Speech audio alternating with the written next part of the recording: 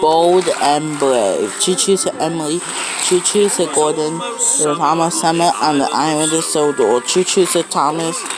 All the engines were busy. They were looking forward to the start of the holiday season. One morning, Sir Topham came to the sheds. It's time to get the seaside station ready for the summer visitors. Thomas, you had to pick up the deck chairs and windbreaks and take them to the beach. Yes, sir, to Thomas. And he hurried off quickly. You're looking very cheerful, Thomas. Boiled Diesel. Thomas told Diesel all about his exciting job. Haven't you heard about the curse of the cliffs? Boiled Diesel. No, to Thomas nervously. Diesel snorted. Whenever the first engine of the holiday season goes round the headband, a terrible fog comes down over the cliffs. Thomas didn't like the sound of that at all. The engine loses its way, and nobody knows where it goes. Diesel chugged away. Leaving Thomas very unhappy indeed. He wished that he didn't have to go to the beach after all. Thomas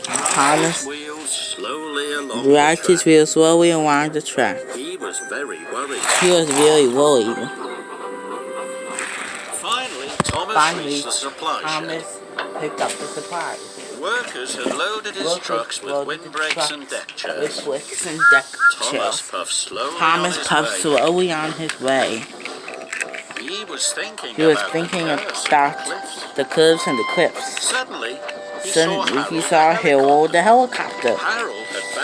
Harold had bad news. Thick fog rolling on the headwind. Shouted Harold. Park carefully, Thomas, said Harold, and Harold whirled away over the treetops. Thomas was now very scared. What Diesel said about the curse of the cliff must be true. Tooted Thomas. I should get lost in the fog and never be seen again. Thomas puffed fearfully towards the cliffs. Thomas was approaching the tunnel when he saw Ben. Ben looked unhappy. What's the matter? Asked Thomas kindly. I was enjoying myself until I met Diesel, said Ben unhappily. He told me a monster lives in this tunnel. Now I'm too scared to go through. I'm sure Diesel can't be right about the monster, Thomas said. Why don't I go over the tunnel first, he said. Then you can follow me. Thomas puffed slowly into the tunnel. Then a strange noise. Must be brave, Thomas said. Thomas was determined not to show Ben he was fighting. He screwed up his courage and then puffed slowly on. Then the noise grew louder and louder. Suddenly Thomas saw two eyes blinking at him. Now he knew that Diesel was right.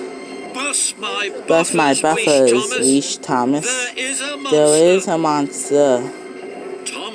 Thomas wanted to go back, but he couldn't. He had to help Ben.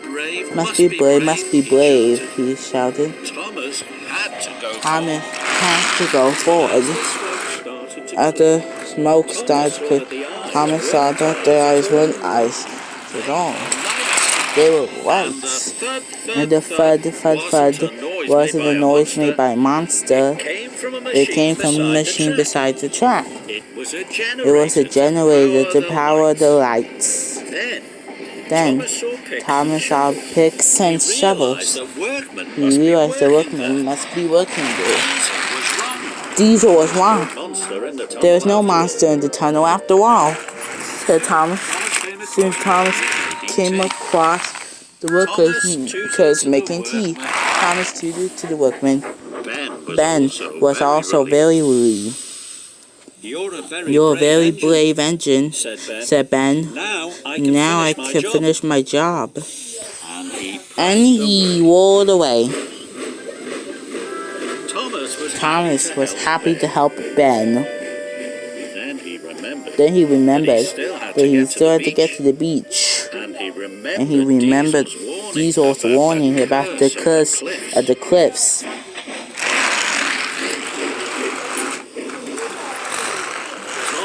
Thomas felt very nervous.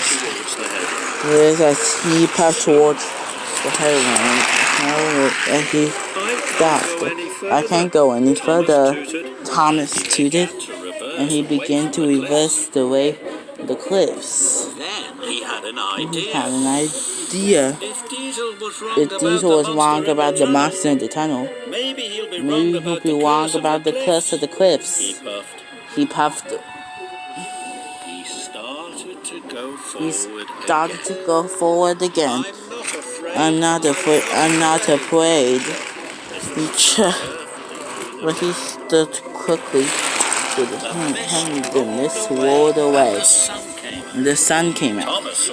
Thomas saw that the cliffs were beautiful. Diesel just wanted to frighten me, Thomas whistled.